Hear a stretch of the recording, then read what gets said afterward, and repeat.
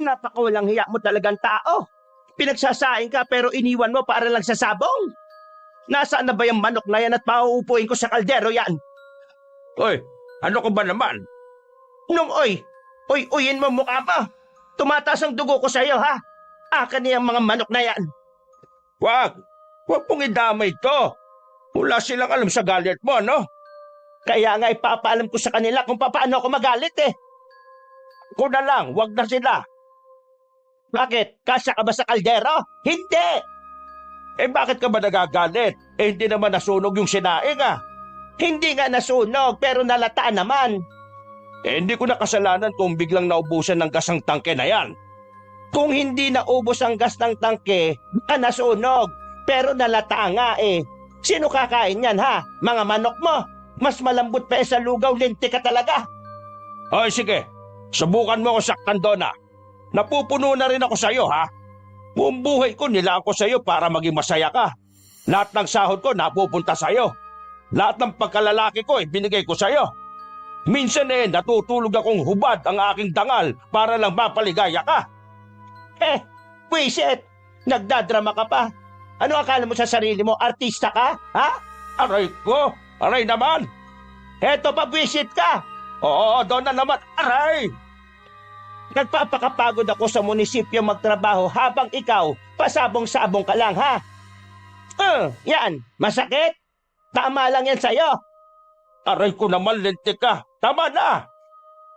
Napapailing na lamang ang mag-asawang Darwin at Rona habang pinagmamasdang nag-aaway na naman ang katabing bakuran nilang si Mang Dodong at Aling Dona. Hindi na yung bago para sa kanila. Mula kasi nang lumipat ang bagong kasal sa baryong yon, halos 4 hanggang 5 beses nilang nasasaksihan na nagbabangayan ang dalawang matanda. Darwin! Awatin mo nga yan! Tumalon si Mang Dodong sa bakuran nila Darwin dahil hindi na nito kinaya ang paghahagupit ng lubid ni Aling Dona. Walang iya ka talaga. Magpapakampi ka na naman kay Darwin. Hay, Darwin! Nakikiusap ako sa'yo, ha? Wag na wag kang gagaya sa taong yan kapag tumanda na kayo ni Rona. Magiging kawawa si Rona kung magiging katulad kanya ni Dodong. Nilapitan ni Rona ang matandang babae at pinakalma, habang si Darwin naman ay pinaupo na lamang si Mang Dodong sa gilid. Mang Dodong naman kasi, ginagalit mo naman si Aling Dona eh. Hindi ka ba naawa sa asawa mo na lagi na lang nakasigaw? Nakalimutan ko lang naman yung sinaing eh. May malaki kasi akong pusta kanina sa sabungan kaya binalikan ko kagad. Di sana, pinuntahan mo kami rito para kami muna ni Rona ang magbantay sa sinaing. Nawalan din naman kasi ng gas yung tangke. Kahit pa. Kulit mo talaga, Mang Dodong oh. Darating talagang araw na magsasawa na sa'yo yung asawa mo, sige ka. Ha? Mangyayari yon? Oo naman. Bakit? Akala mo ba porque matatanda na kayo at matagal na kayong nagsasama wala na kayong problema? Ang mga babae, kapag puro sakit na lang ng ulo ang natatanggap mula sa asawa, nagsasawa rin. Ano akala mo sa kanila? Diyos na lagi kang patatawarin sa mga kalokohan mo? Ay nako, pasensya ka na nadadamay pa kayo ha. Hindi ka dapat sa akin humingi ng pasensya, Mang Dodong. Doon ka kay Aling Dona humingi ng pasensya. Sa kanya kami kasalanan eh. Bumuntong hininga na lamang ang matandang lalaki. Nakita niyang nagawa na rin kumalma ni Aling Dona sa tulong ni Rona. Maya-maya pa ay nilapitan na rin ni Mang Dodong ang asawa. Sa puntong yon ay kalmado lang nag-uusap ang dalawa. Pero nakasimangot pa rin si Aling Dona. Pambira talaga tong si Mang Dodong no? Walang araw na hindi niya kinukonsume si Aling Dona. Ay nako, kung magiging ganyan ka sa pagtanda natin, iiwan talaga kita. Hindi naman kami pareho ni Mang Dodong no? Wala naman akong bisyo na gaya niya. Pero what if kung ako magbago ng ugali, tatanggap pa ba kaya ako? Oo naman no. Lahat ng tungkol sa'yo tatanggapin ko. Paano kung malaman nung bruha ako? Tatanggapin pa rin kita. Minahal kita eh. Ibig sabihin nun, lahat ng may kaugnayan sa'yo dapat tanggapin ko. Ganun naman dapat, di ba? Sus, Kaya mahal na mahal kita eh. Hindi talaga ako nagkamali na nagpakasal ako sa'yo. Nagyakapan ng dalawa at kalaunan ay naglapat ang kanilang mga labi. Ang kanilang pagtitinginan sa isa't isa ay masasabi ni Darwin na malapit na sa pagiging perpekto. Meron na silang sariling bahay na bunga ng negosyong manukan ni Darwin. Wala pa man silang anak pero kahit na papaano ay meron naman na silang ipon. Pareho naman silang mabuting tao. Parang sila talaga ay para sa isa't isa dahil walang kahit na anong problema sa kanilang pag-uugali. Bukod pa roon, parehong boto ang kanilang mga magulang sa kanila.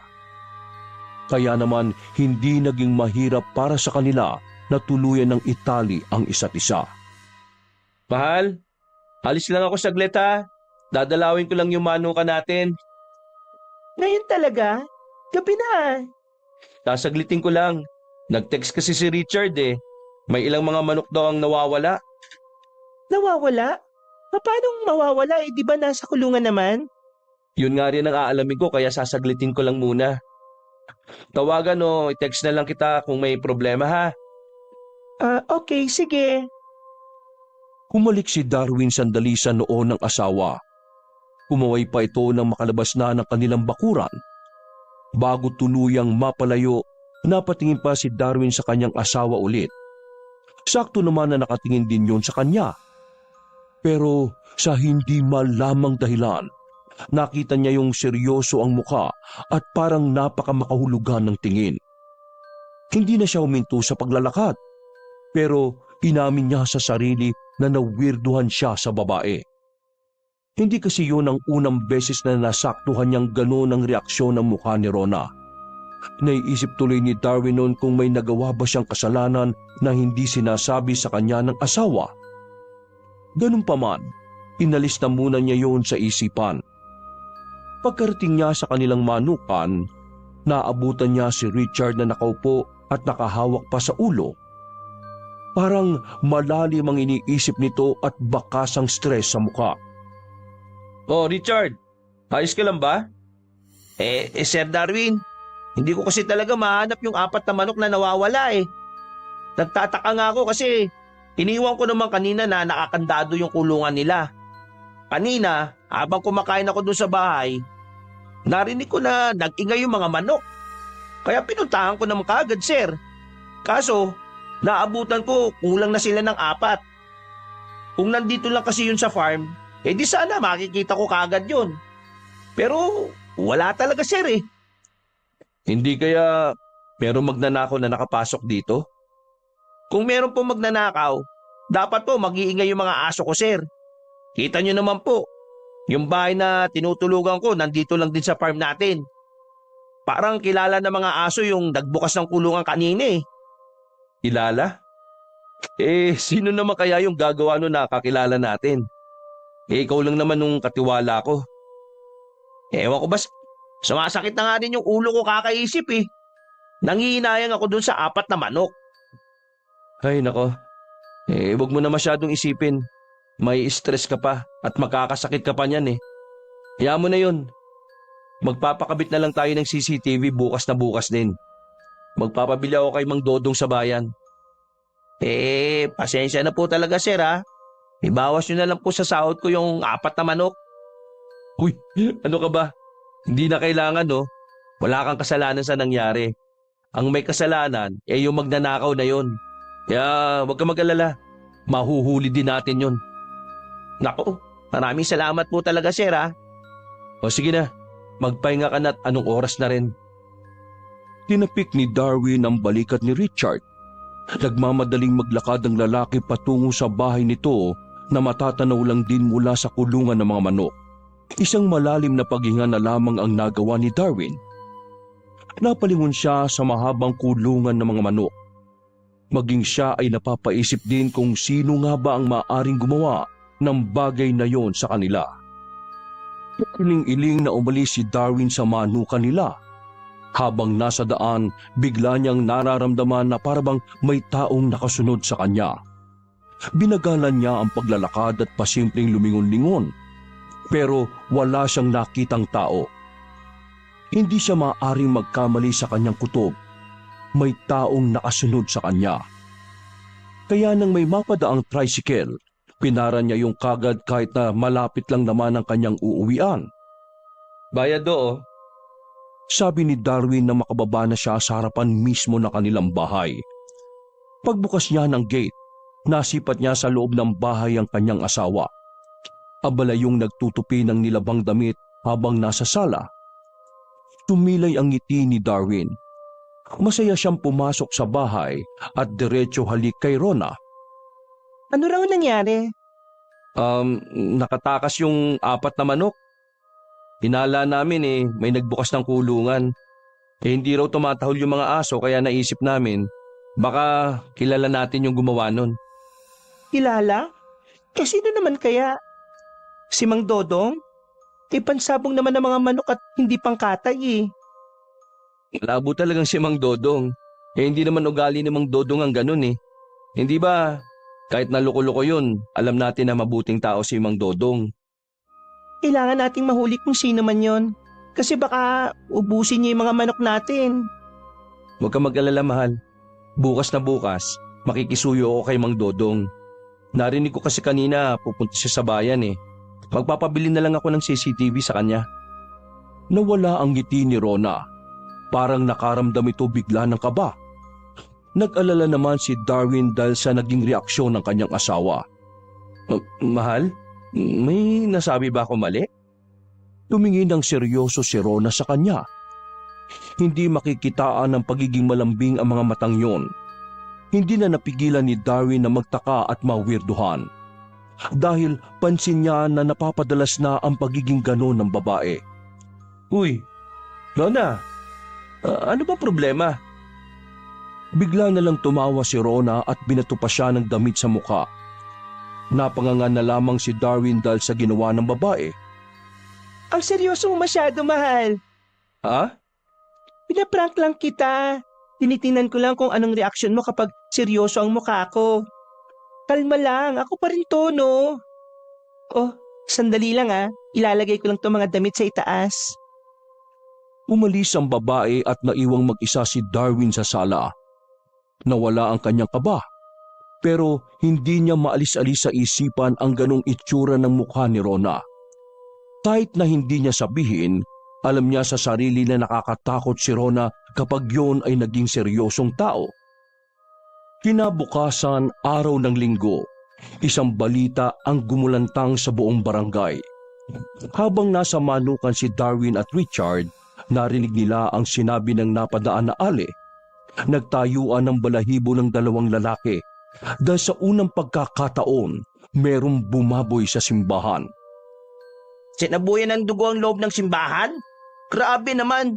Sino naman ang gagawa ng bagay na yon? Tara, samahan mo ko.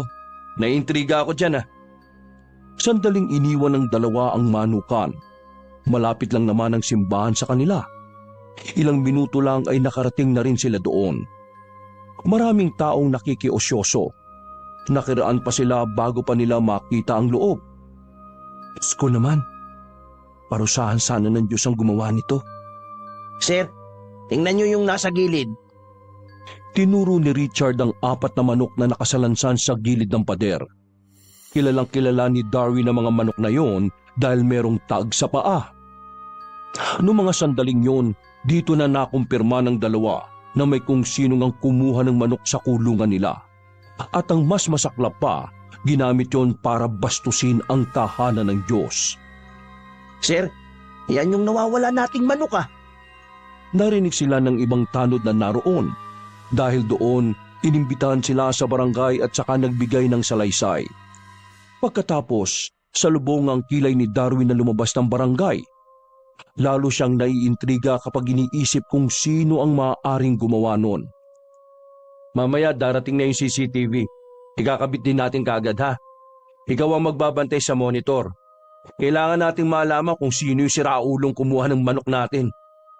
Sir, feeling ko talaga may galit sa simbahan ang gumawa nun Ano pa man ang dahilan niya, hindi pa rin yun makatao at makadiyos. Nang dumating na si Mang Dodong mula bayan ay dala na nito ang 4 na CCTV Dahil may kaalaman din naman na matanda sa mga CCTV, ito na rin ang nagpresentang magkabit nito. Isang oras lang ang nakalipas ay naikabit na rin ang mga kamera sa magagandang anggulo ng kanilang farm. O ayan, siguradong makikita na natin kung sino yung lintik na magnanakaw ng mga manok niyo. Maraming salamat po sa inyo, Mang Dodong. Oh, ito, tanggapin nyo. Oh, ang laki naman ito. Tama lang ho yan. Maraming salamat, Darwin ah. Pero matanong ko lang, nag-away ba kayo ni Rona kagabi? Nawala ang ngiti ni Darwin at napalitan niyo ng pagtataka. Nag-isip muna siya kung bakit bigla na lang nagtanong ng gano'n ang matandang lalaki. Hindi naman po kami nag-away ni Rona kagabi. Bakit niyo po naitanong? Pasensya ka na kung usisero ako ha. Alam mo naman, concerned din ako sa inyo. Parang anak na namin kayo ni Donna eh. Kanina kasi, bago ako dumiretso dito, nakita namin ni Donna na parang galit si Rona. Patabog siyang kumikilo sa loob eh. Tapos, narinig na lang namin na parang nagbabagsakan ng mga gamit nyo sa loob. Sigurado ho ba kayo, Mang Dodong? Kasi umalis naman ako kanina na okay naman kami. Sigurado ako. Kahit si Donna, alam din yon. Sige na, sir. Ako na pong bahala rito. Puntahan niyo na po muna si ma'am. Sige. Maraming salamat ah. Nagmamadaling umalis si Darwin dahil sa labis na pag-aalala para sa asawa. Pagkarating niya sa kanilang bahay, naabutan niya na nagwawalis lang si Rona sa kanilang sala. Tiningnan nito ng maigi ang buong bahay. Wala naman siyang nakikitang mga nakakalat o nasirang gamit. Mahal? Ayos ka lang ba? Sandaling napahinto ang babae sa ginagawa at ngumiti ng malapad. Oo naman. Bakit? May problema ba? Sigurado ka bang ayos ka lang? Wala naman kayong pinagtalunan ng papa mo? Wala naman. Bakit ba? Anong meron? Wala. Nag-alala lang ako sa'yo kasi mag-isa ka lang dito. Ano ka ba? Parang hindi ka naman sanay. Sigurado ka na ayos ka lang ha? Oo, kulit mo. Ang mabuti pa, pumunta ka sa bayan. Mag-mall ka para naman nakakalabas-labas ka. Uy, parang ikaw ang hindi okay ah. Bakit mo naman ako biglang papupuntahin sa mall eh? 3:00 na ng hapon. Wala, naisip ko lang kasi baka kailangan mo ring makagala-gala. Mula nang magsama kasi tayo lagi ka na lang nandito sa bahay. Ayos lang ako no. Ang kulit-kulit mo. Konti na lang may inis na talaga ako sa'yo. Niyakap na lamang ni Darwin ang babae. Ikaw naman, nag-aalala lang naman ako sa iyo Ha? Napatigil sa pagsasalita si Darwin. Habang yakap niya kasi ang babae, bigla na lang niyang naramdaman na parang hindi yun ang kanyang asawa. Mabilis niyang tinignan ang mukha ng babae. Nakangiti yun sa kanya. Pero hindi niya maintindihan kung bakit siya nakaramdam ng ganun. Dito ka lang muna ha. Kukunin ko lang kay Aling Mirna yung order ko mga hotdog. Hinaplos pa siya ng kanyang asawa at saka lumabas na rin yun ng kanilang bahay. Umakyat na lamang si Darwin sa itaas at saka nagtungo sa kanilang silid. Umupo siya sa dulo ng kama at bumuntong hininga. Paulit-ulit na naglaro ang kaibang pakiramdam niya kay Rona. Parang may nagbago na ewan . Dumagdag pa sa iniisip niya ang sinabi ni Mang Dodong.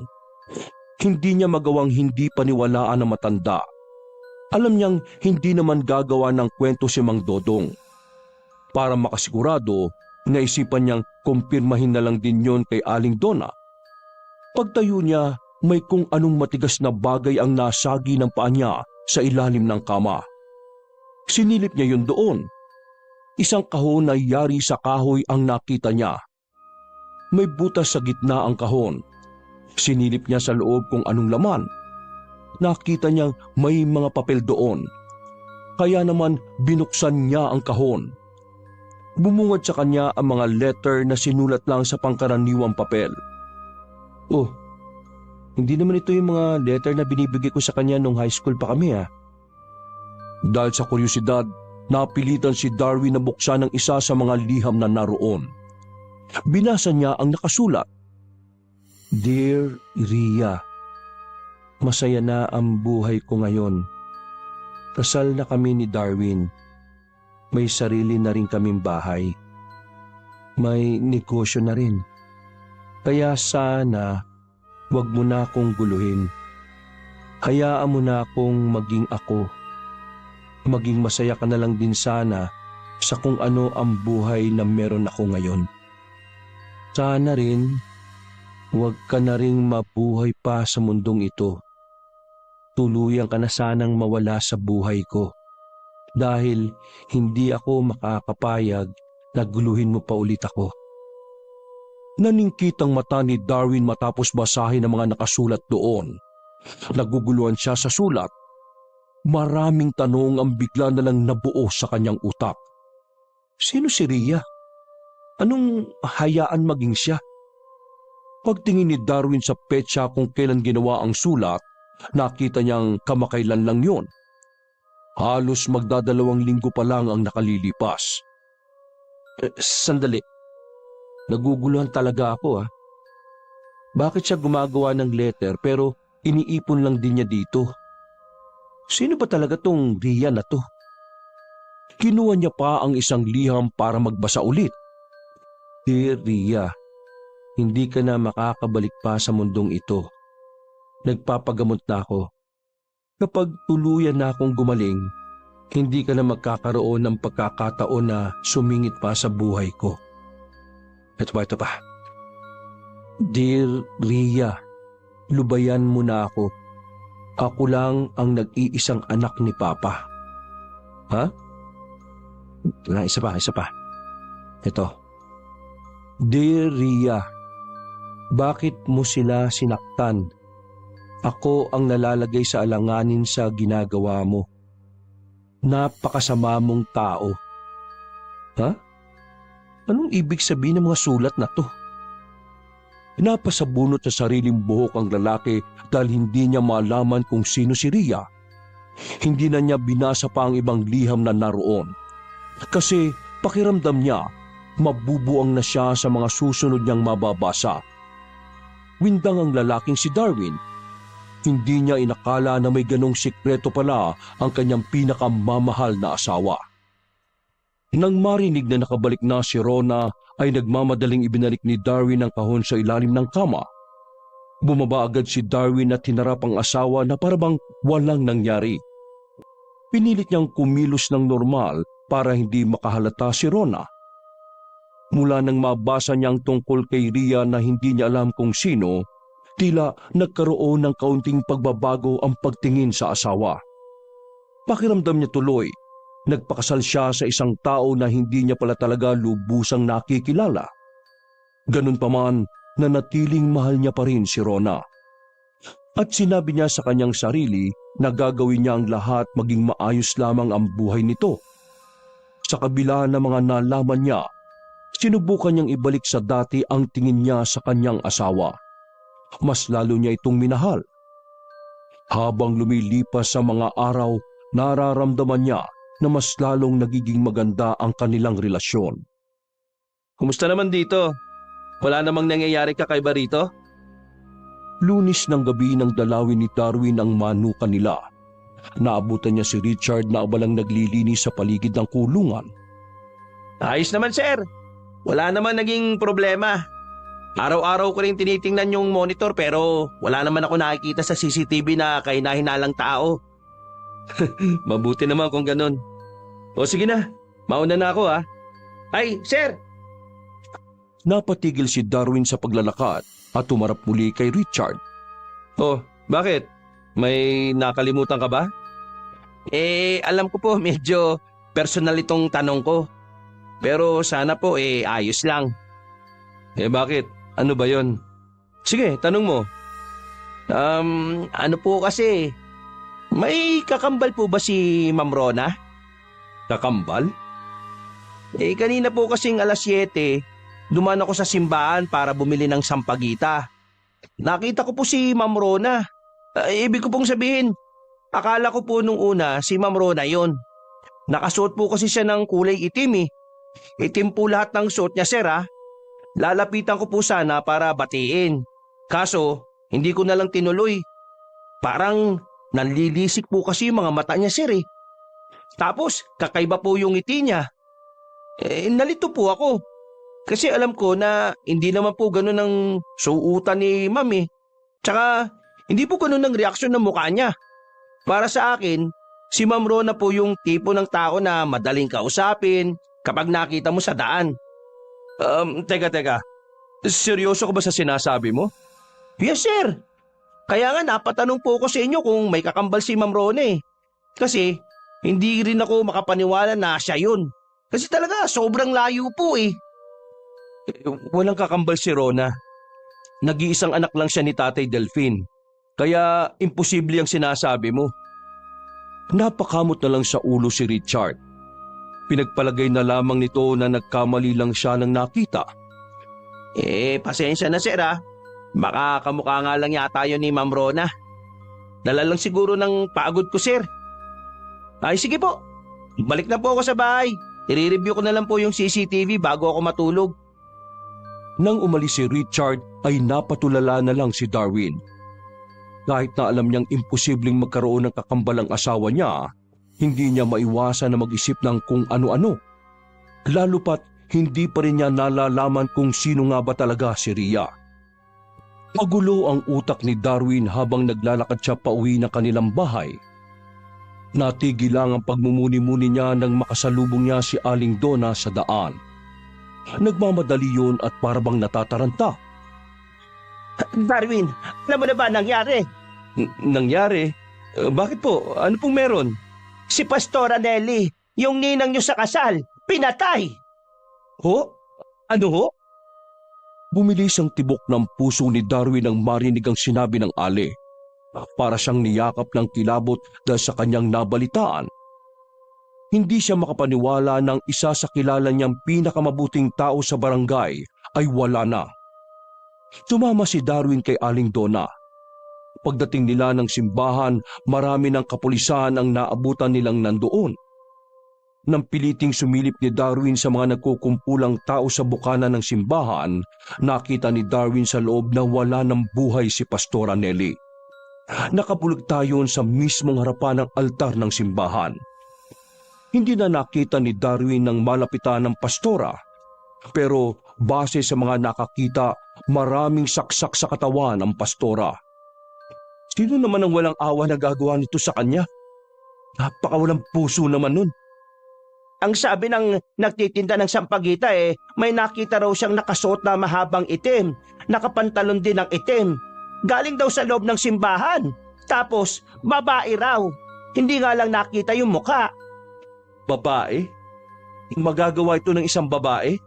Bakit wala man lang nakakita? Ayun ang hindi pa natin alam. Hintayin na lang siguro natin ang investigasyon ng mga pulis. Balisang umalis si Darwin nung mga oras na yon. Bigla na lang din niyang naisip na papaano kung ang sinasabi ni Richard na kamukha ni Rona ay ang tinuturong babaeng salarin sa pumatay kay Pastora. Nagmamadali siyang makabalik sa kanilang bahay. Pero pagdating niya roon ay wala naman ang kanyang asawa. Bagay na ipinagtataka ni Darwin dahil 10:00 na ng gabi noon. Hindi lumalabas ng alanganing oras si Rona. Kaya bago para kay Darwin na wala si Rona ng ganoong oras. Napaupo na lamang siya sa sopa at bumuga ng hangin. Habang tumatagal, mas lalo siyang nakakaramdam ng pangamba sa asawa niya. Sa kalagitnaan ng kanyang pag-iisip, nakita niya si Rona nakapapasok lang ng kanilang bakuran. Rona? Mahal? Oh, bakit ganyan ang mukha mo? Para ka namumutla May sakit ka ba? Wala naman. Baka pagod lang. Pero sandali, saan ka galing? Kanina pa kita hinihintay eh. Sa tanong na yun ay biglang nag-utal-utal ang babae. Para bang hindi ito komportable na sagutin ang tanong ni Darwin. Ganun pa man, sumagot pa rin si Rona. Kay Papa? Pumunta ako kay Papa. Dinalaw ko lang siya. Nag-aalala kasi ako nung nakaraan kasi inuubo siya. Kay Tatay Delphine ka galing? Oo, bakit? May iba pa ba akong pupuntahan? Wala naman. May gusto sana akong sabihin sa'yo kaso huwag ka mabibigla. Bakit? Ano ba yon? Mahal, si Ninang Nelly? Ano si Ninang? Mahal, wala na si Ninang Nelly. May pumatay sa kanya sa simbahan. Nanlambot ang tuhod ni Rona noong mga oras na yon. Namutla agad ang babae sa kanyang narinig. Nanginginig yun na parabang takot na takot. Mahal, anong nangyayari sa'yo? Mahal? Hinimatay ang babaeng si Rona habang magkausap sila ni Darwin sa kanilang sala. Buti na lang ay nasalo agad yun ni Darwin. Paghawak niya kay Rona ay naramdaman niya ang init ng katawan nito. Binuhat niya si Rona at inhiga na muna sa mahaba nilang sofa. Sakto naman na nung mga oras na yon ay napasilip si Mang Dodong sa kanilang bakuran. Nakita pala nito ang nangyari kaya nag-aalala yung pumasok. Anong nangyari, Darwin? Nag-uusap lang kami kanina, bigla na lang siyang hinimatay Tapos nagulat na lang ako, biglang mataas ang lagnat niya. Nako, kung dalhin mo na lang kaya ito sa ospital. Mang Dodong, wala tayong masasakyan ngayon. Strike ngayon ng mga jeep kaya malabo makarating tayo kaagad sa ospital. Kung ganun magpakulo na lamang tayo ng tubig. Tapos, lagyan mo ng suka at ipunas mo sa asawa mo. Kumutan mo siya at nang mapawisan. Agad na sinunod ni Darwin ang mga sinabi ni Mang Dodong. Pagkatapos ay pinunasan niya si Rona. Makalipas lang ang ilang minuto ay naramdaman na lamang ni Darwin na bumaba na ang init ng katawan ng babae. Hindi na rin yon namumutla. Ginamitan niya ng thermometer ang kanyang asawa. Medyo nakahinga siya ng maluwag nang bumalik na sa 37 ang temperatura ng katawan nito. Ano bang nangyari? Pagod bang asawa mo? Hindi ko nga ho alam, Mang Dodong Kinuwento ko lang sa kanya yung tungkol sa nangyari kay Pastor Nelly. Tapos, ayun, bigla na lang siyang namutla at hinimatay. Di ba, alam mo naman, close na close sila ni Pastora. Kaya baka hindi niya siguro matanggap ang nangyari. Naiinis nga ako sa sarili ko Hindi ko pala dapat muna sinabi. Baka nga nabigla siya sa nalaman niya. Napatingin si Darwin kay Rona na mahimbing na nagpapahinga sa sofa. Nagtaka siya nang makitang may kulay na itim ang mga kuko ng babae. Kilala niya si Rona na hindi mahilig sa mga dark color. Kaya naman hindi niya malaman kung bakit nagkukulay ng ganoon si Rona. Pasado 3:00 na ng madaling araw nang magising ang babaeng si Rona. Pagtingin ito sa gilid ay saktong naroon si Darwin. Abalang nagbabasa ng libro. Bumangon ang babae na nakapukaw naman ng atensyon ng lalaki. Oh, mahal, gising ka na pala. Anong nangyari? Hinawakan ni Darwin ang kamay ng babae. Mahal, hinimatay ka kanina nung... Nung alin? Nung malaman mo yung tungkol sa nangyari kay Pastora.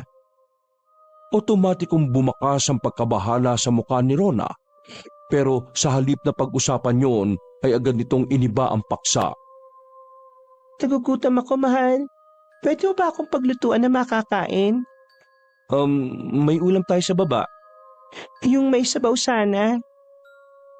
Ganun ba? O sige, magluluto na lang ako.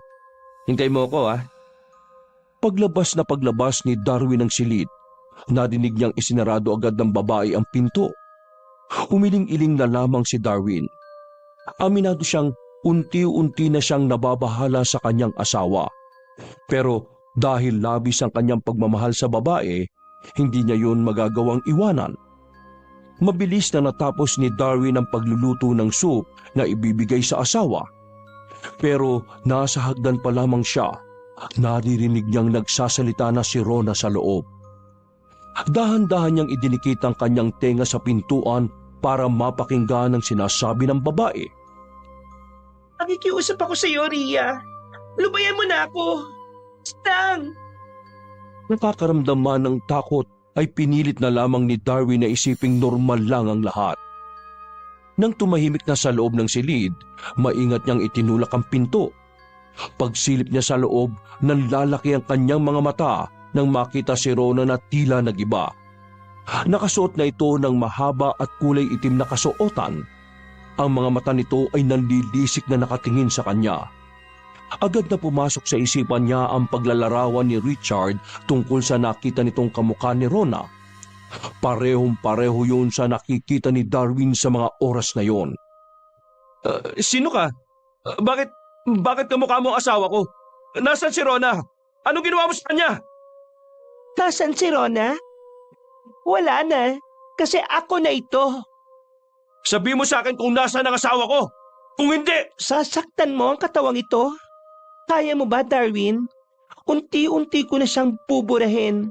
Ako na ang makakasama mo habang buhay. hindi ikaw ang asawa ko. Nasa aktong papaluin ni Darwin ng tray ang babae nang biglang magpatay-sindi ang ilaw. Nakaramdam si Darwin ng kabigatan sa kanyang pakiramdam. Bigla ring nagkaroon ng malakas na hangin na nagbumula sa labas ng bintana. Sino ka ba? Anong ugnayan mo sa asawa ko? Gusto mong malaman kung sino ako? Ako si Ria. Ako rin si Rona. Tumawa siya ng malakas na parang ang tawang yon ay sa isang demonyo. Napapikit si Darwin sa lakas ng hangin at sa muli niyang pagdilat, wala na ang babae sa paligid. Rona! Rona! Natataranta niyang nilisan ang kanilang bahay para hanapin ang babae. Pero kahit na anong gawin niya ay hindi na niya yon mahagilap. Rona! Nasa ka na ba? Sa kakalakad niya, hindi niya na namalaya na nakarating na pala siya sa kanilang farm. Sakto naman na naabutan niya si Richard na nagyoyosi sa labas ng bahay. Nagmamadali siyang lumapit doon. Sir, anong ginagawa niyo dito ngayong alanganing oras na? Nakita mo bang dumaan dito yung Ma'am Rona mo? Hindi, sir. Pero kung gusto niyo po pwede po nating tingnan sa CCTV. Nagtungo agad sila sa monitor kung saan konektado ito sa mga kamera. Mano-mano nilang nireview ang bawat anggulo ng mga CCTV. Hanggang sa nakita nga nila si Rona. Pero hindi yun ang Rona na pangkaraniwan. Sir, ayan yung sinasabi ko po sa inyo. Ayan po yung nakita ko sa simbahan na kamukhang-kamukha ni Ma'am Rona. Napahawak sa ulo si Darwin dahil sa biglang pagsakit ng ulo. Para na siyang mababaliw sa mga nangyayari. Masyadong magulo na tipong hindi kaya ng utak niya na intindihin ang lahat ng yon. Sir, umupo muna kayo. Nahihilo na kayo eh. Inalalayan ni Richard si Darwin at tinapatan ng electric fan. Nang bahagyang mahimasmasan at maging kalmado, dito na pinagtapat ni Darwin ang tunay na nangyayari kay Rona. Hindi ko alam kung maniniwala ka pero pakiramdam ko may nangyayaring kababalaghan sa asawa ko. Po? Bakit naman po? Ilang araw ko nang napapansin na parang may pagkakataon na nagbabago-bago siya ng ugali. Minsan, ang weirdo ng tingin niya sa akin. Yung bang parang hindi niya ako kilala. Tapos kanina, hinimatay siya nung sabihin ko yung tungkol doon sa nangyari kay Pastora. Paggising niya, bumaba lang ako saglit eh. Tapos nung bumalik ako sa kwarto, yung babaeng niya na inaabutan ko. Wala na si Rona. Tapos sinasabi ng kamukha ni Rona na siya raw si Ria. Iisa daw sila ni Rona. Ewan ko, nababaliw na ako kakaisip eh. Ngayon, hindi ko pa mahanap si Rona. Hindi ko na alam kung anong gagawin ko. Tingin ko sir, kailangan niyo munang maintindihan kung ano ang kondisyon ng asawa ninyo. Ha? Anong ibig mo sabihin? Hindi ko po kayo pipiliting maniwala sa akin, sir, Pero mula nang makita ko po yung kamukha ni ma'am sa simbahan, naghanap na ako ng mga sagot sa mga katanungan ko sa internet. Naalaman ko ang isang tao pala, pwedeng magkaroon ng higit sa isang personalidad sa iisang katawan. Ibig sabihin, sa isang katawan, pwedeng dalawa o higit pa na katauhan ng naroon. Teka. Sinasabi mo bang bukod kay Rona may iba pang nakasapi sa katawan niya? Hindi po nakasapi, sir. nandun na talaga siya nung isinilang si Ma'am Rona. Kumbaga, yung mabuting ugali ni Ma'am Rona ay isa lamang yon sa katauhan na meron ng katawan na gamit niya. Yung masamang bersyon ng sarili niya ay nakabukod din. Kapag ang katangian ng isang tao ay nagkaroon ng mga sariling buhay, nakakaroon ng iba't ibang bersyon ng personalidad. Yun po ang nabasa ko sa mga lihitimong article, sir, ha? At kung tama ako ng pagkakaalala, ang tawag doon ay multiple personality disorder. Ibig sabihin, si Rona ay pansamantalang nawala dahil nangibabaw ang masamang bersyon ng sarili niya? Tama po ang pagkakaintindi nyo, sir. Pero kung ganun nga, paano ko naman malalaman kung si Rona na yung kaharap ko o si Ria? Meron po silang shifting na nangyayari. Pero depende po yan, ha? Kasi base sa pagkakaintindi ko, kung sino ang mas malakas sa kanila, yun ang mas nagkakaroon ng chance makagamit ng katawan. Kung mahina po yung loob ni Ma'am Rona, baka hindi na siya makabalik. Teka, paano magagawa ng paraan nito? Sabi mo nga sa akin, paano maayos to? Nako, pasensya na, sir, pero wala rin po talaga akong mahanap sa internet, eh. Punyemas na buhay talaga to. Bakit hindi man lang niya sinabi sa akin ang tungkol sa kondisyon niya? Sinabunutan na lamang ni Darwin ang kanyang sarili. Hindi na niya alam kung ano ang gagawin niya. Parang kakaunti na lang ay masisiraan na siya ng bait. O sige, maraming salamat sa mga sinabi mo. Tumayo si Darwin at huminga ng malalim. Babalik siya sa kanilang bahay para maghalungkat sa mga gamit ni Rona. Magbabaka sakali lang siya na baka meron siyang makikita roon na makakatulong sa kanya. Pag-uwi niya ay agad siyang pumasok sa silid. Hinalkal niya ang mga gamit ng babae. Pero wala siyang makita na kahit ano roon. Bigla niyang naalala ang kahon. Sinilip niya yon sa ilalim at agad kinuha. Yung unang liham na dinampot ay ang pinakabagong sulat ni Rona. Nabasa niya roon na ang pumatay kay Pastora ay ang bersyon niyang si Ria. Sa sobrang kilabot, nabitiwan ni Darwin ang sulat na yon. Kung siya ang pumatay kay Pastora, parang si Rona na rin ang pumatay. Madidiin si Rona. Hindi yung pwede. Kailangan ko mahanap si Rona. Kailangan ko siyang protektahan. Napahawak siya sa sariling ulo nang makaramdam na ng sakit. Pinag-isipan niya ng maigi kung ano ang kanyang gagawin. Hanggang sa makita niya ang kanyang cellphone na nasa kama. Tama, si Tatay Delfin. Kailangan ko siya makausap. Malapit lang ang bahay ng kanyang biyena na lalaki. Hindi na niya sinayang ang oras. Kahit na pagod na ang utak niya, tinungo niya ang tirahan ni Mang Delfin. Patay na ang ilaw sa loob ng bahay nang marating niya yun. Pero hindi siya tumigil sa pagkatok ng malakas. Tatay Delfin, si Darwin po ito. Kailangan ko kayong makausap tungkol kay Rona. Tatay Delfin! Sa awa ng Diyos, bumukas ang ilaw sa tapat. Dahan-dahan bumukas ang pintuan at bumungad ang matandang lalaki na puti na ang buhok. Ah, Darwin! Bakit nandito ka't nambubulabog? Anong oras na, oh? Mag-uumaga na! Tay, si Rona! Si Rona nawala! Si Ria ang pumalit! Namulagat ang matanda sa narinig.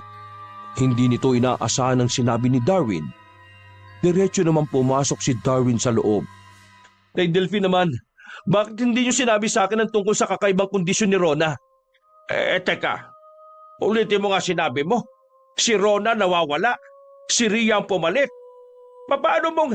Nabasa ko mga liham ni Rona para kay Ria. Nung una, akala ko may kambal siya. Pero kanina lang, nang balikan ko siya sa kwarto, iba na si Rona. Hindi na siya yun. Kinausap ko kung sino yun. Kasi magkamukha sila. Pero ang sabi niya, siya si Rhea. Hinawakan ni Darwin ang kamay ng kanyang biyenan. Tay, pakiusap.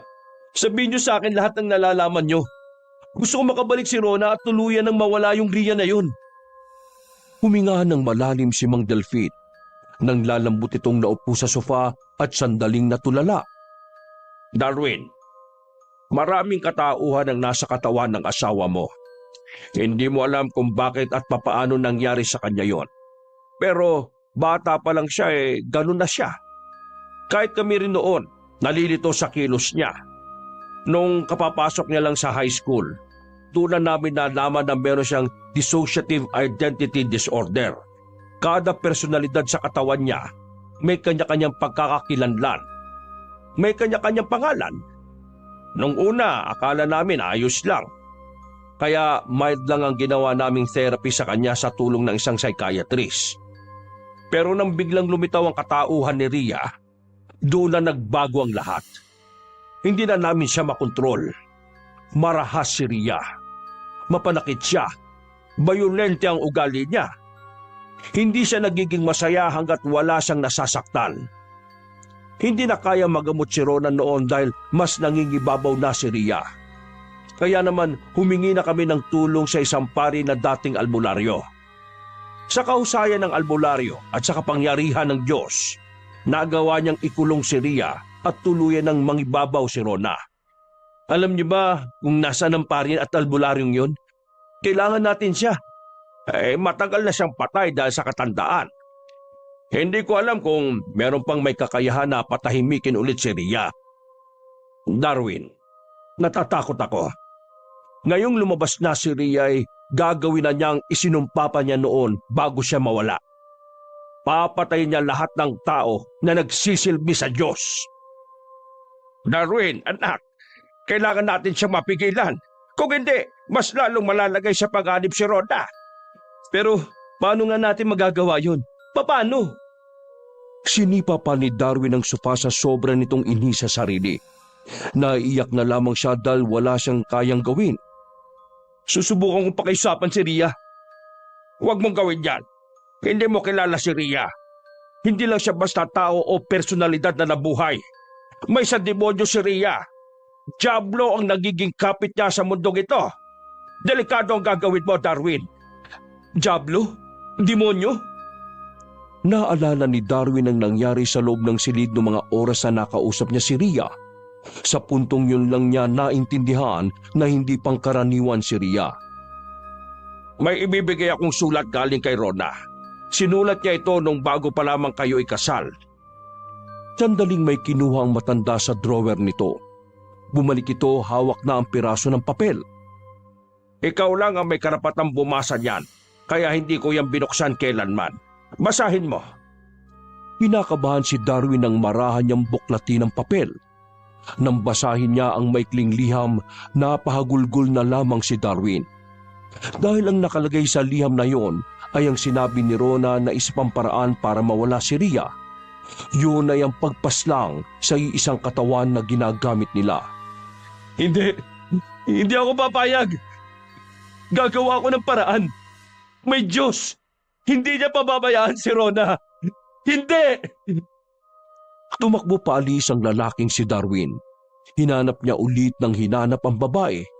Pero sinikatan na lamang siya ng araw ay hindi niya pa rin yun nakikita. Bagsak ang kanyang balikat na makabalik na siya sa kanila. Sumandal siya sa pintuan at tulalang tumingin lang sa naiwang tsinelas ni Rona. Dahil sa pagod at antok, hindi na namalaya ni Darwin na nakaidlip na siya sa pintuan. Nagising lang siya nang maramdaman ng mga kalabit ni Mang Dodong. Pagtingin niya ay nasa harapan na niya si Mang Dodong at Aling Donna. Darwin, bakit diyan ka natulog? Ayos ka lang. Ayos lang ako. Maraming salamat. Darwin, alam namin ang nangyayari. Biglang nabuhay ng tuluyan ang diwa ni Darwin nang marinig yun. Pumasok sila sa loob ng bahay. Sinarado ang pinto at bintana. Hindi lingid sa kalaman namin ang tungkol sa kondisyon ng asawa mo. Paano niyo po nalaman yon? Lagi kasi naming napapansin si Rona na bigla-bigla na lang nagbabago ang ugali. Kaya naman gumawa kami ng paraan ni Donna para malaman kung ano nangyayari sa kanya kapag wala ka. Hindi na bago sa amin ang ganyang kaso. Bilang dating albularyo si Dodong, naengkwentro na rin niya ang kanyan. Dati ho kayong albularyo, Mang Dodong? Oo, pero matagal na akong nagretiro. Pero ngayon, gusto kong tulungan ka. Hinawakan ni Darwin ang dalawang kamay ng matanda.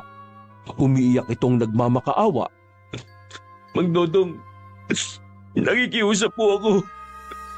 Tulungan mo si Rona na makabalik. Pakiusap po, Mang Dodong. May alam akong paraan.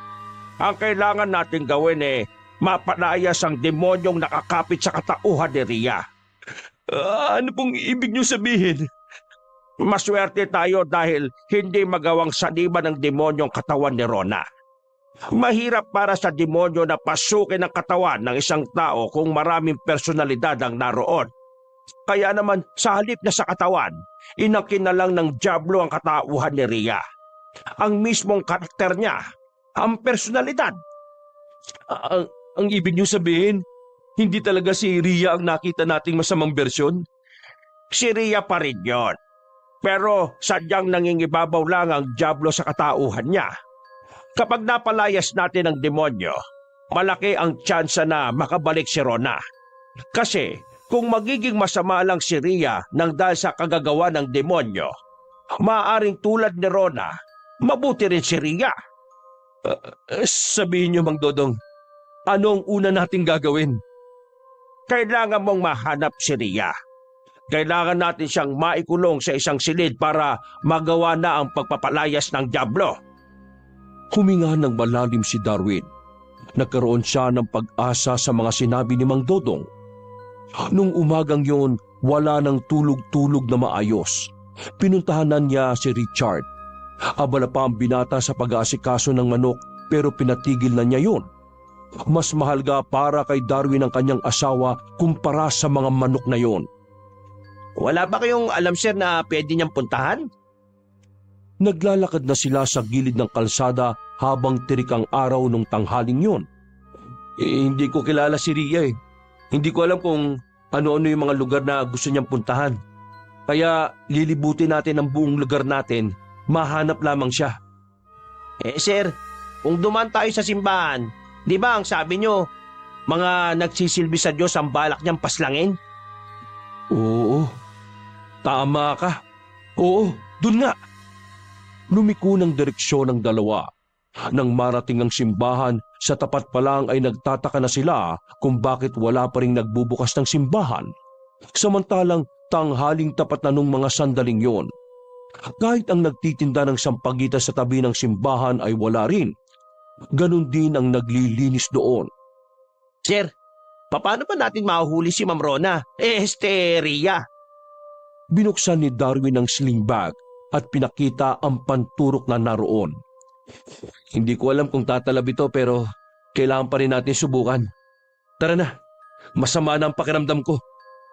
Dumaan sila sa gilid ng simbahan na kung saan may makikita silang daan para makapasok ng tuluyan sa loob. Sa parting yun pa lang ay napatigil na ang dalawa. Laking gulat kasi nila nang makitang nakahandusay doon ang nagtitinda ng sampagita. Duguan ang leeg nito at umaagos pa ang dugo patungo sa paanan.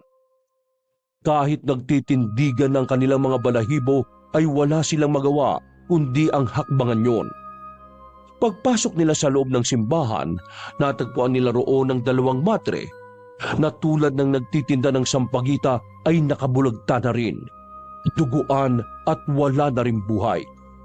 Pagtingin nila sa altar, nakita nilang nakaupo roon si Ria.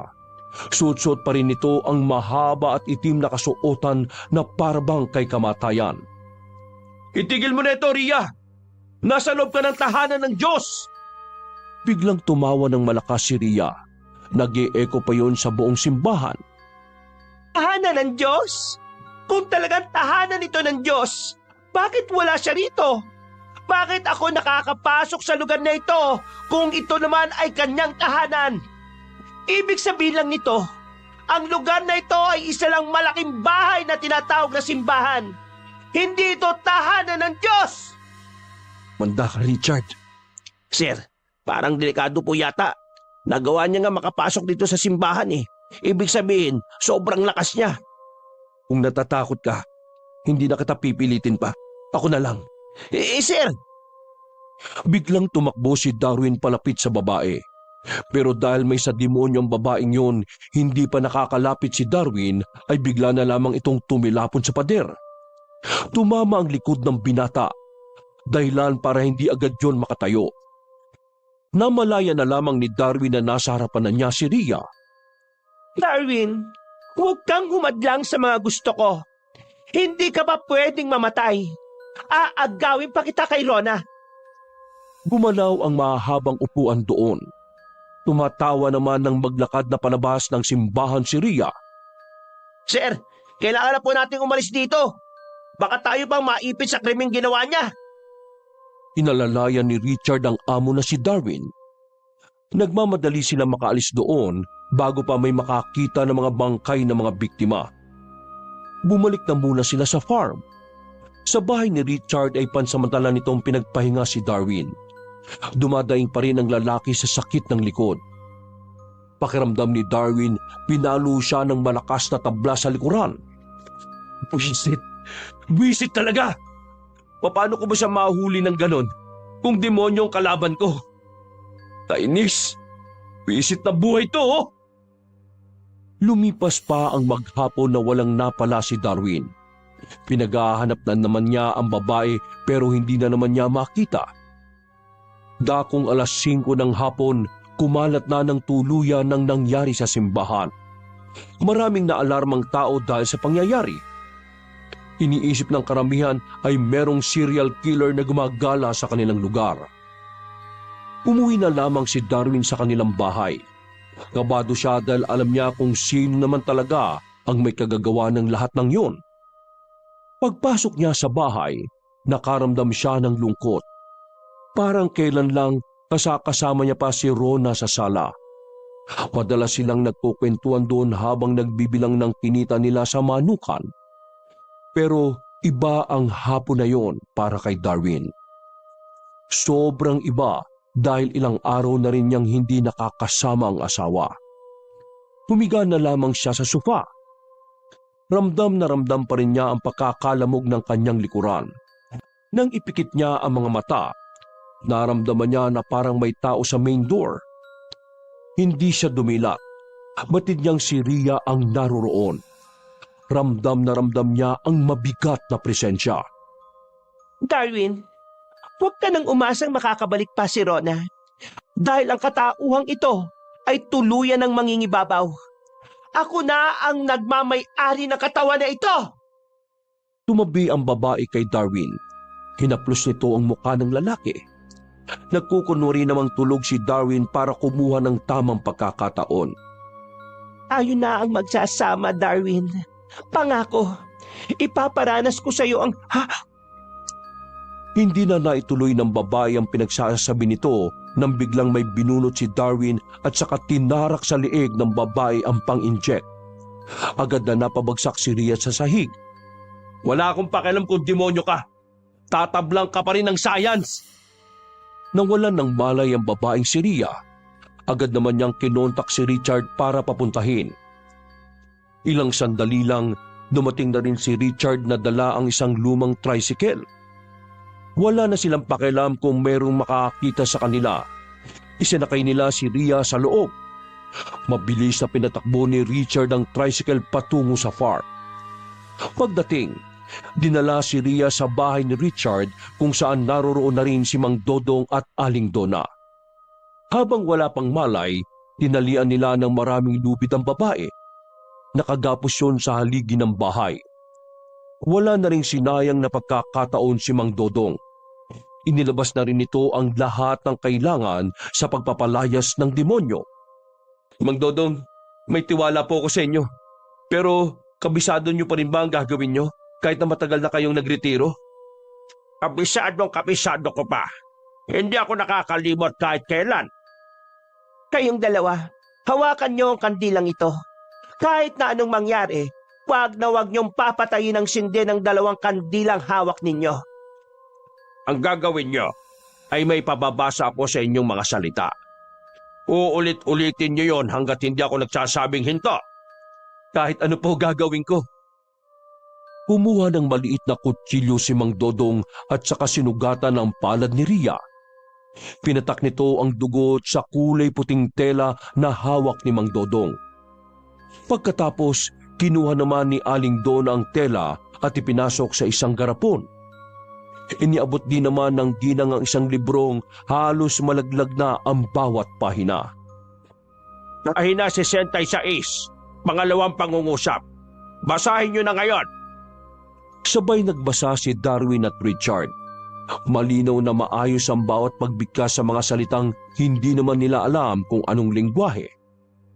Basta ginagawa na lamang nila ang kanilang makakaya para mabanggit yun ng maayos.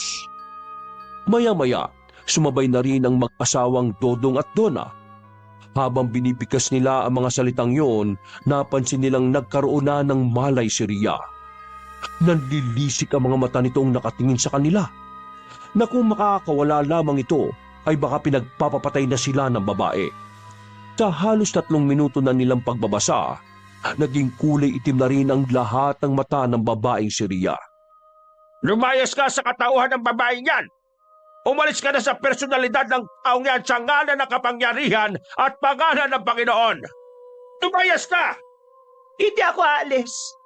Mamay-ari ko na ito at aangkinin ko pa ang buong katawan nito. Sa ngalan ng kapangyarihan ng Diyos, inuutusan kitang lumabas ka riyan at pumasok ka sa garapon kung saan nandoon ang dugo mo. Kahit na ano pang gawin mo, hindi ka magtatagumpay. Darwin, lumipat kayo sa pahina 13. Lumalaban ang hinayupak na ito.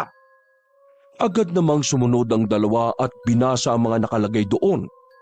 Tagalog na ang linyahan na naroon kaya naiintindihan na nila ang mga nakasulat. Habang binabasa nila yon, ay hindi nila maiwasang hindi kilabutan. Kampo ng kasamaan, kalaban ng kapayapaan, kadiliman at araw, liwanag ang tanaw, hindi mananaig, kadiliman ay matataig. Sa ngalan ng kalangitan, dinggin mo ang tawag ng kabutihan. Elementong itim, bumalik ka sa dilim. Huwag mong ariin ang tao dahil isa ka lamang dyablo. Paulit-ulit na binabasa ni Darwin at Richard ang katagang yon. Palakas ng palakas at pabilis ng pabilis. Habang nagaganap yon, nagpatay-sindi na rin ang ilaw sa loob ng bahay. Nakaramdam na rin sila ng kakaibang lamig. Sinundan naman ito ng malakas na hangin na nagmumula sa nakabukas na pinto at bintana. Alabanin ng palpas na itim na element katulad ko. Hindi ka nararapat dito sa mundong ibabaw. Doon ka sa mundong ilalim, sa impyerno. May kung anong bagay ang kinuha ng matandang lalaki sa isang maliit na garapon. Ibinuhos nito yon sa babae. Parang bulating inasinan si Ria ng mangisay-ngisay ito. Naramdaman na lamang nila na parang umuuga ang bahay. Kasabay noon ang tila namimilipit na sigaw ng babae. Katapusan mo na ngayon, Diablo! 3 minuto lang ang nagdaan, bumalik na rin sa normal ang ilaw. Nawala na rin ang malakas na hangin at ang kanilang panlalamig. Hingal na hingal silang lahat habang naghihintay na magkamalay ang babae. Hindi nagtagal, narinig na ni Darwin ang malambing na boses ng babae. Ang boses na gustong-gusto niyang marinig sa araw-araw. Ang tinig na nagbibigay sa kanya ng lakas sa bawat umagang gigising siya. Mahal? Rona? Lalapitan na sana ni Darwin ang babae pero pinigilan na muna siya ni Mang Dodong. Sandali. Hindi pa tayo nakakasiguro kung si Rona o si Ria yan. Kilala ko ang boses ni Rona. Tama si Mang Dodong, sir. Kailangan natin makasiguro muna. Ang ginawa natin ay para lang mapalis ang Diablo na kumokontrol sa personalidad ni Ria. Kaya hindi ako sigurado kung talagang si Rona yan dahil dapat nandyan pa rin si Ria. Ganito na lang. Magtanong ka ng bagay sa kanya na kayo lamang ang nakakaalam ni Rona. Huminga ng malalim si Darwin. Naintindihan niya naman ang sinasabi ng mga kasama niya kaya nakinig na lang siya sa mga ito. Kung talagang ikaw si Rona, sabi mo sa akin kung ilang piraso ng manok ang una natin binili sa kabilang probinsya. Hinang-hina na sumagot ang babae. 54. Tapos, nabawasan ng 3 dahil namatay. Kaya, 51 na lang. Parang nabunutan ng tinik si Darwin noong mga sandaling yon. Kinumpirma niya na tama ang sagot ni Rona. Suportado rin naman ni Richard yon dahil kasama ito ng unang bumili ng manok ang mag-asawa. Mahal ko, buong akala ko hindi na tayo magkakasama. Niyakap ni Darwin ang asawang si Rona. Sobrang saya niya noong mga sandaling yon. Pakiramdam niya ay nawala ang lahat ng pagod at sakit ng kanyang katawan. Hindi na makatugon pa ang babae dahil sa sobrang hina ng katawan nito. Ang mabuti pa, dito na muna siya. Kailangan niyang magpahinga sa mga nangyari. Maraming lakas talaga ang nawala sa kanya. Tinanggal nila ang pagkakatali kay Rona. Binuhat naman yun ni Darwin para ilagay sa papag. Sir, kukuha lang po ako ng isang manok para paggising ni Ma'am Rona may kakainin siya. Maraming salamat. Maraming salamat sa inyong lahat. Lalo na sa inyo, Mang Dodong. Kung wala kayo, baka hindi ko na makasama pa si Rona. Pipid na ngumiti si Mang Dodong at tinapik na lamang siya sa balikat. Pansamantala na munang nanatili ang mag-asawang Dodong at Donna sa labas ng bahay ni Richard. Sa bakuran, nagsiga sila ng kahoy para kahit na papaano ay makalikha sila ng init. Bigla na lang din kasing lumamig ang paligid matapos ang pagpapalayas nila sa Diablo. Kumusta ang asawa mo? Nagkamali na siya kanina. Nagkausap kami saglit at sinabi ko sa kanya mga nangyari. Pero ngayon, bumalik na siya sa pagpapahinga. Mabuti naman at nagkamali na rin siya. Hindi bale. Kapag lumakas-lakas na yan si Rona, maglulutuan ko yan ulit ng paborito niyang dinakdakan. Tama yan. Total, marami namang manok dito si Darwin. Anong manok ni Darwin, ha? Manok mo ang gagawin kong dinakdakan. Oh, pinag-initan mo na naman ang mga manok ko. Hindi na nga nakakabitaw. Magtino ka kung ayaw mong makita sila sa kaldero bilang masarap na hapunan. Napangiti na lamang ng palihim si Darwin. Namiss niya ang senaryong yon ng mag-asawa. Pero agad din namang tumigil ang mga yon dahil iniiwasan nilang makalikha ng ingay. Sumeryoso ang atmosfera ng paligid. Naramdaman din ni Darwin at tila may pagkabahala pa rin sa mukha ni Mang Dodong. Bakit po, Mang Dodong? Ano pong iniisip niyo? Lumunok ng laway ang matandang lalaki at saka huminga ng malalim. Darwin, masaya ako na nakabalik na si Rona. Pero iniisip ko lang na dahil siya na ang nasa katawan ngayon, siya rin ang magbabayad ng lahat ng kasalanan na ginawa ni Ria.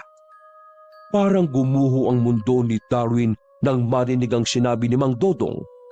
Lalong-lalo na nang maalala niya ang ilang tao na pinaslang ni Ria ng mga taga-simbahan. Doon niya lubusang naramdaman ng takot na mawala ulit ang kanyang pinakamamahal na asawa. Pero hindi naman si Rona ang gumawa ng mga yun. Wala siyang kasalanan. Si Ria ang may kasalanan ng lahat. Alam nating lahat na si Rona ay inosente at si Ria ay hindi, Darwin.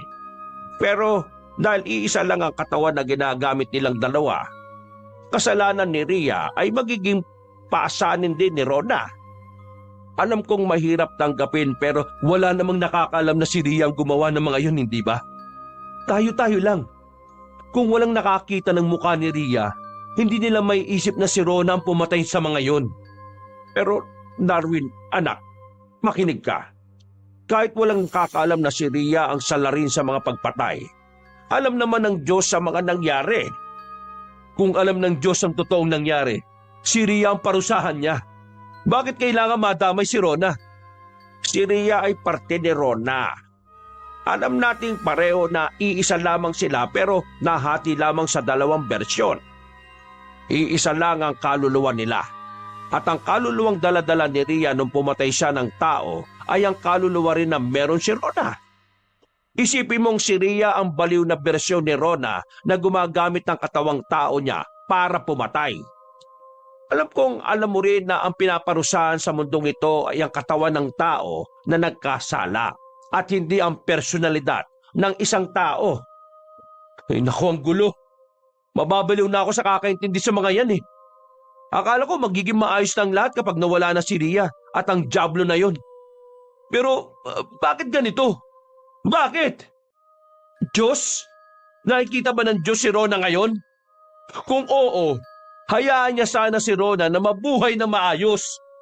Hindi siyang dapat na parusahan dito. Biktima lang din siya. Tuluyan ng napahagulgol ang lalaking si Darwin. Alam niyang tama naman ang sinasabi ni Mang Dodong, pero sadyang hindi niya lang talaga matanggap ang naging resulta ng lahat. Sobrang naawa siya para kay Rona. Si Rona ang magdurusa sa ginawa ng masama niyang bersyon. Natigil ang dramang yon nang marinig nilang sumisigaw sa loob si Richard. Papasok sana sila sa loob ng bahay pero nakita nilang gumagapang na si Richard palabas. Si Ria! Nabuhay ulit si Ria! Nakita nilang nakasunod ang babae kay Richard. Bago pa nito maabutan si Richard ay hinila na ito ni Mang Dodong. Huwag kang lalapit sa kanya! Tumigil si Darwin sa kanyang tangkang lapitan sana ang babae. Nagulat sila nang biglang magsalita ang babae sa boses ni Rona. Mahal, hindi ko makontrol ang sarili kong katawan. Pakiusap, huwag kang lalapit sa akin. Anong nangyari? Huwag mong sabihin, Mang Dodong, anong ibig sabihin nito? Hindi natin tuluyang namura si Ria sa katawan ni Rona. Si Rona ang nasa kamalayan pero si Ria ang nasa katawan. Walang magagawa si Rona kahit siya ang nakakasaksi sa lahat ng nangyayari ngayon. Dahil si Ria pa rin ang nasusunod sa kilos na gagawin nila. Darwin, mahal, pakiusap. Walis na kayo. Ginagawa ko lahat para pigilan si Ria. Huwag niyo nang hintayin pa na tuluyan na siyang... Hindi na naituloy pa ng babae ang sinasabi nang bigla itong tumakbo palapit kay Darwin. Inundayan nito ng saksak ang lalaki. Pero mabuti na lang ay agad na nahawakan ni Darwin ang kamay ni Rona. Mahal, lumabang ka! Darwin, makinig ka sa akin! Dumistansya ka sa kanya! Ngunit kahit na anong sabihin sa kanya na matanda ay hindi ito nakikinig. Nagulat na lang sila nang muling undayan ni Rona ng saksakang asawa. Sa pagkakataong yon ay tinamaan na si Darwin sa bandang balakang. Dahilan para tuluyang mapatras ang lalaki at muntikan ng matumba. Buti na lang ay nasalo ito ni Mang Dodong. Pakiusap! Nakikiusap ako! Umalis kayo! Sige na! Hindi ko na kayang kontrolin ang sarili ko! Nandito pa rin si Ria! Hindi siya nawala! Hindi! Hindi kita iiwan! Mahal, hindi na mawawala si Ria sa akin. Wala na ang taong may kakayahan na patahimikin siya. Ang nandito na lang ay ako. Kailangan mawala si Ria sa mundong ito pero paano mangyari yon? Kailangan ko rin mawala. Hindi! Hindi pwede yung sinasabi mo! Hindi ako papayag na mawala ka rin! Si Ria ang dapat na mawala at hindi ikaw! Magsasama ba tayo? Darwin, hindi tayo pwede magsama sa ganitong kondisyon ko. Habang buhay si Ria, hindi tayo magiging masaya. Hindi magiging masaya. Habang buhay ka lang na malulugmok. Habang buhay ka lang mahirapan dahil sa akin. Kaya sana, tanggapin mo na lang itong magiging desisyon ko. Nakikiusap ako sa'yo. Wala nang ibang paraan. Ayaw ko nang may masaktan pang ibang tao. Sinubukan ni Darwin na lumapit sa babae. Pero dahil hirap siyang gumalaw at pinipigilan din ni Mang Dodong, wala siyang magawa. Bitiwan mo ako! Bitiwan mo ako! Natulala si Darwin nang makitang sinaksak na ni Rona ang kanyang sarili. Nakangiti pa itong nakatingin kay Darwin bago pa ito tuluyang bumagsak sa sahig. Rona! Nang makawala si Darwin mula kay Mang Dodong, ay buong pagsisikap niyang gumapang palapit sa babae. Napuno ng iyakan ng mga sandaling yon. Tutong! Yung tricycle! Itakbo natin siya sa ospital! Kahit umaagos ang dugo sa balakang ni Darwin, ay nagawa niya pa ring buhatin ang asawa. Sumama rin si Richard para magamot din, habang si Aling Donna naman ay nagpaiwan. Nakarating sila ng ospital. Agad na ipinasok sa emergency room ang babae, habang si Darwin naman ay pilit isinasama ng mga nurse dahil nagkakalat na rin siya ng dugo. Iligtas niyo ang asawa ko, pakiusap. Magbabayad ako ng malaki. Makaligtas lang siya. Dok, nagmamakaawa ako sa inyo. Kung sino-sinong santo na ang tinawag ni Darwin sa mga pagkakataong yon. Ilang beses na rin siyang nagmakaawa sa Diyos para lang maisalba ang babae. Dahil hindi na niya kakayaning mabuhay nang wala na ang pinakamamahal na asawa. Naipasok na rin siya sa isang silid para gamutin. Kalaunan, nawalan na rin ng malay si Darwin. Maliwanag sa labas nang magkaroon siya ng malay. Kahit masakit pa ang balakang, ay nagmamadali siyang tumungo sa kinaroroonan ng asawa. Naiyak na lamang siya nang malamang nasa mabuti ng lagay si Rona. Diyos ko, maraming salamat po. Salamat po talaga. Nakaupo lang siya sa gilid ng pinto ng silid ng babae. Noong mga sandaling yon, nagkaroon siya ulit ng pag-asang mabuhay. Lumipas sa mga araw, unti-unti na ring nakarecover si Rona. At ang pinakamagandang nangyari para kay Darwin ay tuluyan ang nawala sa katauhan ni Rona ang masamang bersyon nitong si Ria. Isang linggo ulit silang nagsama, masaya sila habang nagpapagaling ang babae. Pero dahil sa mga nagawang kasalanan ni Ria at sa dami ng mga buhay na nawala, hindi matatakasan ni Rona na pagbayaran ng mga yon. Dahil sa mata ng Diyos, mortal na kasalanan ang pagpaslang sa mga tao. Natanggap ni Darwin ang gusto ni Rona. Sumuko ang babae sa kapulisan. Nakulong si Rona at walang kasiguraduhan kung kailan nito makakalaya. Pero isa lamang ang alam ni Darwin. Kahit na may namamagitang reha sa kanilang pagmamahalan, hinding-hindi siya mapapagod na maghintay hanggang sa muli nilang pagsasama. Hanggang kamatayan, si Rona lang ang kanyang mamahalin. Wakas! Napakawalang hiya mo talagang tao. Pinagsas